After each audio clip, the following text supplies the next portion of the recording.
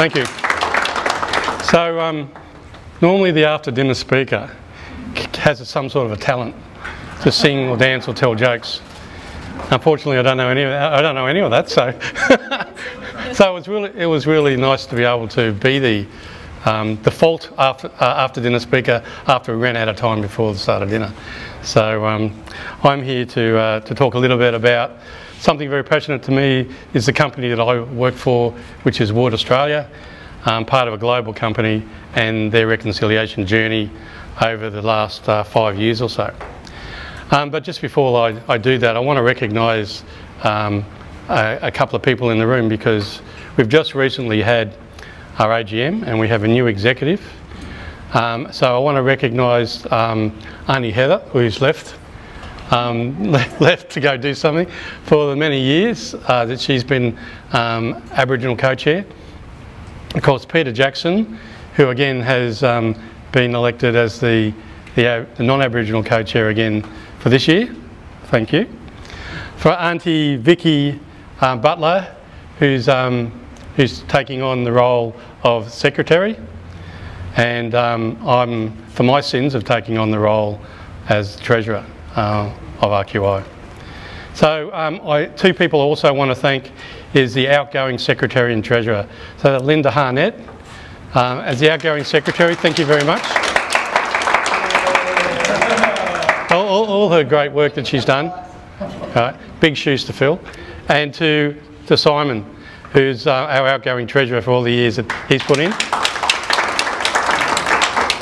He's promised that he's not going away. And he is also our media expert, and has been taping this event today, and also does our website and other things, and he's our finance manager as well. So that being said, so Wood as an organisation is very proud to have a reconciliation action plan. So I too would like to acknowledge the traditional owners of the land that we're having this meeting on today, the land we stand.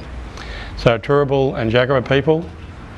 But also I'd like to add in the fact that myself and my wife live in Cleveland, and it's Quandamooka country in Cleveland. And if you're from the Bayside, you see the richness of Quandamooka everywhere. And if you tune into the radio station, local radio station, there's lots of stories around Quandamooka. And if you get over to Stradbroke Island for the Quandamooka Festival, it's also a marvellous event. So I pay respects to all Aboriginal people and traditional owners of the land in the greater southeast corner. Any Aboriginal people that are here with us today, I pay my respects. To our elders, both past and present, I also want to acknowledge to them. But I've been getting a more and more a much stronger appreciation of the storytellers and the artists that we have amongst us.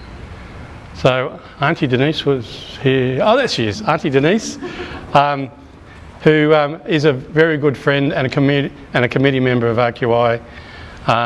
As an artist, you continue the story with your art, and also we were lucky enough recently to have Jeremy Donovan, who's also an artist who currently is in Paris, having been asked to do a painting for the museum in Paris. So he was out at one of our speaker series, which Auntie Rosalie is the life and blood of those sort of events, and we want to thank you for your ongoing work in that area. So there. So I'm not going to take long, but I am very proud of what Wood does as an organisation. So as an organisation, Wood is around 60,000 people in 60 countries.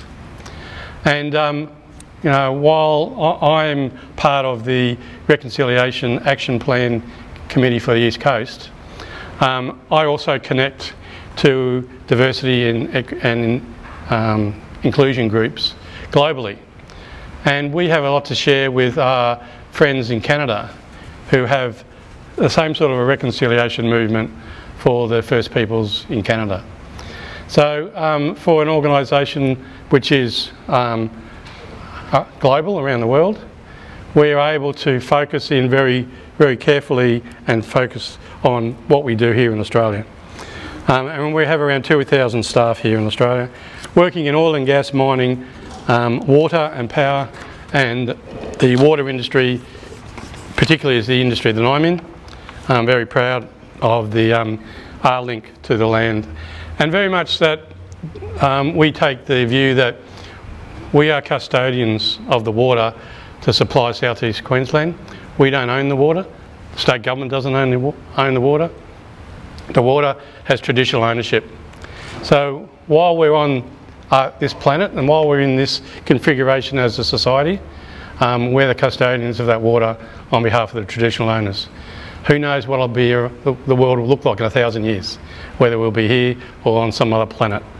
But you know, water is one of the fundamental things that link us to the land, and the fundamental things that link Aboriginal people to the land. So I'm really pleased that I'm in that particular industry. So like any organisation, we have some values, and the values that, that we purport to support are care, commitment and courage. And the care part and the commitment part are very much part of that, part of the reason we have a Reconciliation Action Plan. So one of the things we do with our action plan is to have a vision, and what our vision is to realise Aboriginal and Torres Strait Islander people's aspirations through real understanding, partnerships and real opportunities. So we started this journey around 2015, and for those who have a Reconciliation Action Plan, the first stage that you have of a Reconciliation Action Plan is reflect. So we've been through that process, and we have now connected through our Reflect Wrap to organisations like Clontarf and organisations like Red Dust. So moving on to our endorsement that we received just recently from Karen Mundine, the CEO of Reconciliation Australia. So I was fortunate enough to go to Sydney to present our Reconciliation Action Plan, which is our Innovate Plan. And the quote from the endorsement was, "Reconciliation is hard work. It's a long, winding and corrugated road, not a broad paved highway. Determination and effort at all levels of government and in all sections of the community will be essential to making reconciliation a reality." So as Peter said before, one of the key things that Reconciliation Queensland does is to promote RAPs and promote and support organisations that either have one or are developing one. So year one was an establishment phase, year two was the delivery phase, and year three is a consolidation as we would start writing our third RAP. So we are in that middle of that first year of our second RAP. Like any organisation, we need to put some sort of structure around a RAP, and for all organisations that are considering a RAP, you need to consider what that might look like. So we have 3 executive sponsors for our RAP around Australia, and they're the 3 presidents of the various business units that are in Australia. So they form the executive sponsorship.